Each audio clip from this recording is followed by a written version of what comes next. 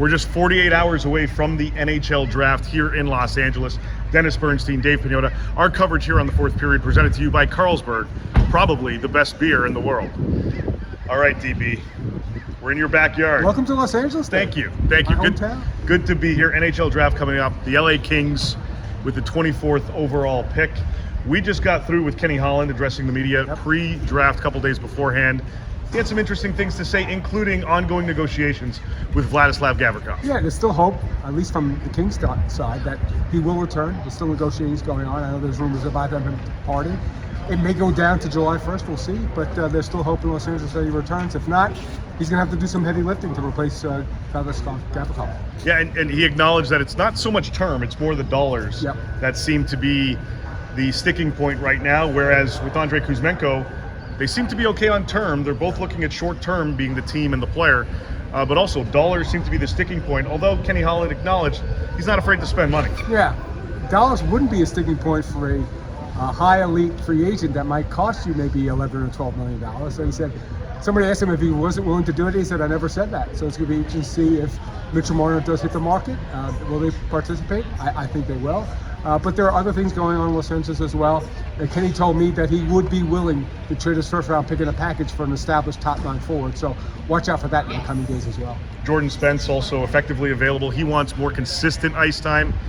Might not be able to get it here with who they have on the right side already in LA. So another team player to look at as the LA Kings look to rejig their lineup a little bit, add to it moving forward going into next season. But I do want to say that Holland said that Spence did not formally ask for a trade. He just wants to play more. We'll see if they can accommodate him, but with Grant Clark and Drew Doughty in the lineup, I don't know how they can. Outside of Los Angeles, the Florida Panthers, the defending back-to-back Stanley Cup champions, engaged in contract negotiations with not just Sam Bennett, not just Brad Marchand, but also Aaron Ekblad. Now, it was originally believed that maybe two would stay. Right. We were told earlier today that they are trying to make it work to have all three legitimately stay.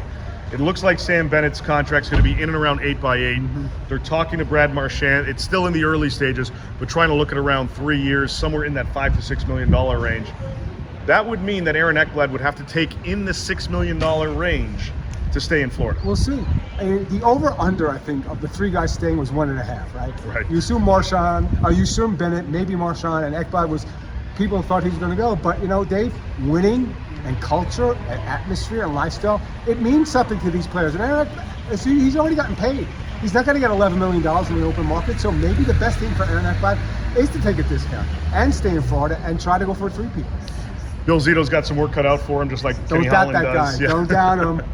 No, definitely not. He's proven over the last few years he can get things done, and he can find those diamonds in the rough, which is something he'll also be looking for if he has to replace some of his players. One player is going to hit the free agent market. We talked about part of the Washington Capitals, Andrew Mangiapane.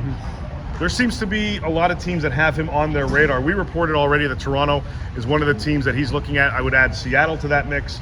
I think Boston, the Edmonton Oilers, and the few other teams that are also part of that mix that are going to pursue Andrew Mangiapane. Now, I mentioned the Oilers. They make a trade today. They move Evander Kane over to Vancouver. It doesn't sound like either the Canucks or the Oilers are done. No. The Canucks have a lot of work to do. Patrick Alvin has a lot of heavy lifting. Out in the horizon is that Quinn Hughes extension, Dave. He's got to build a team that Quinn's going to want to stay with. So it's a vital offseason for the Vancouver Canucks after trading JT Miller and keeping Elias Pettersson. We'll see what happens. And with respect to the Oilers, look, they're going to trade Victor Arvidsson. Would Mangiapane be a nice fit in that role? He would be. The Oilers are not done, as we mentioned. Victor Arvidsson likely to be moved in the next perhaps week as they try to free up additional cap space. They're still figuring out the Trent Frederick extension, and they have a few more irons in the fire there. You mentioned Mangiapane being somebody on their radar. In Vancouver, interesting situation with Thatcher Demko. They're discussing an extension while also engaging teams in trade discussions.